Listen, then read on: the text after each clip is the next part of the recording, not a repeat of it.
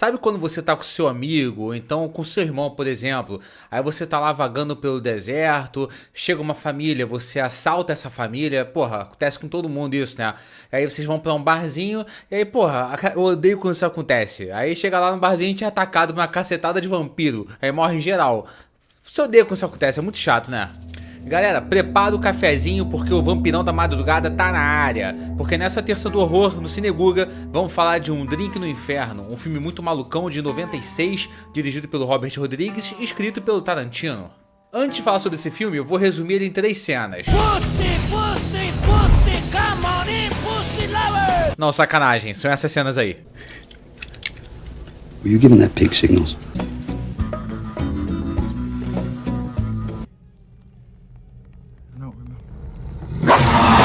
Pra você ver que tudo isso acontece em um filme, né? Ou seja, o filme de 1h48 acontece mais coisa do que a sua série preferida, admita. A história começa com 2 irmãos fugitivos, o Seth, que é um bandido frio e irracional, e o Richard, que é interpretado pelo Tarantino, então não preciso nem definir a personalidade dele, né? Eles sequestram uma família para cruzar a fronteira com o México, e nessa família tem o Harvey Keitel e a Juliette Lewis.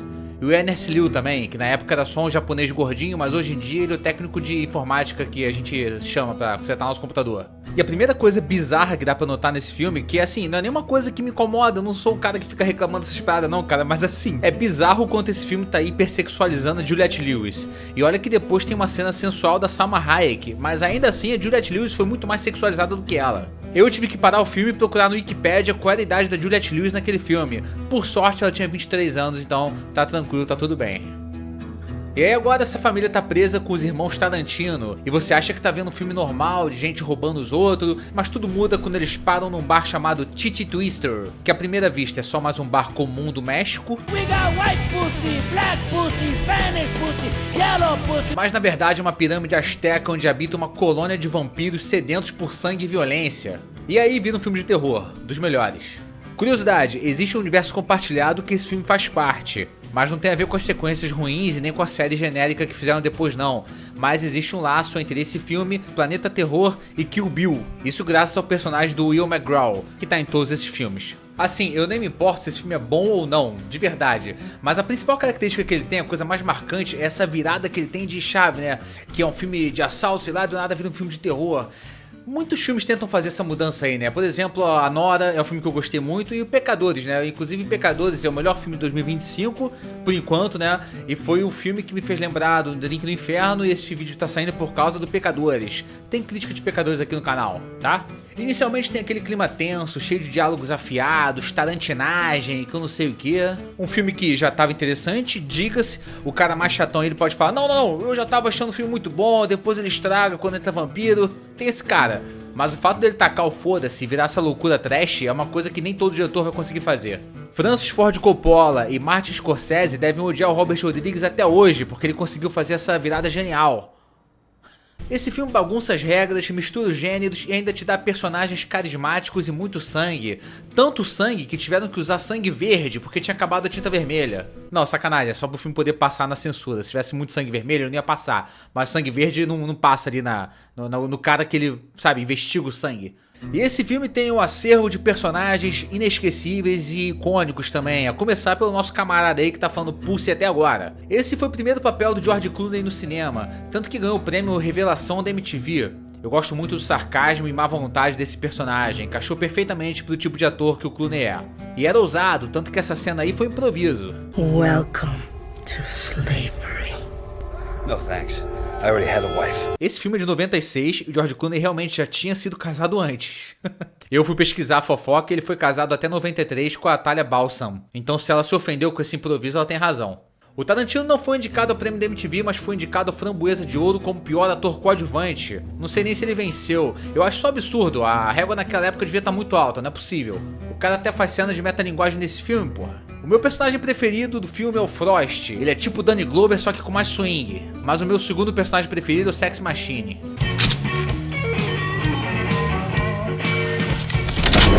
E o que poucos sabem é que o Tom Savini tava agredindo de verdade a galera aí nessa cena. Inclusive ele deu um soco no próprio George Clooney, pegou mesmo. E se tem uma personagem que marcou muito esse filme também, é a Salma Hayek.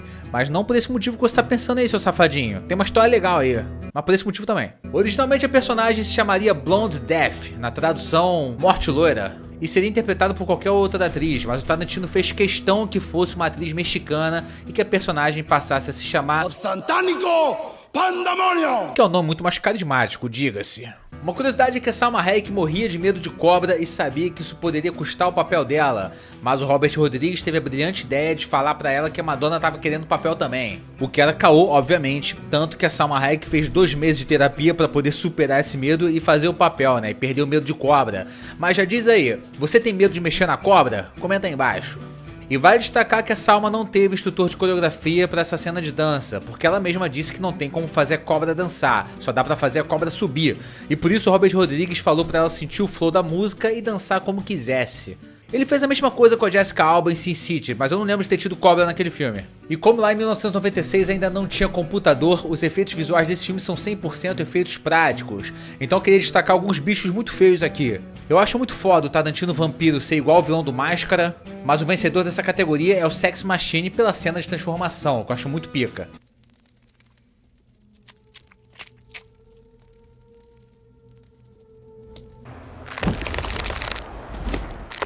Simplesmente o Sex Machine representa todos nós aí, né? Se a gente for mordido, a gente vai tentar esconder também que a gente for mordido, né? Não quer que ninguém descubra.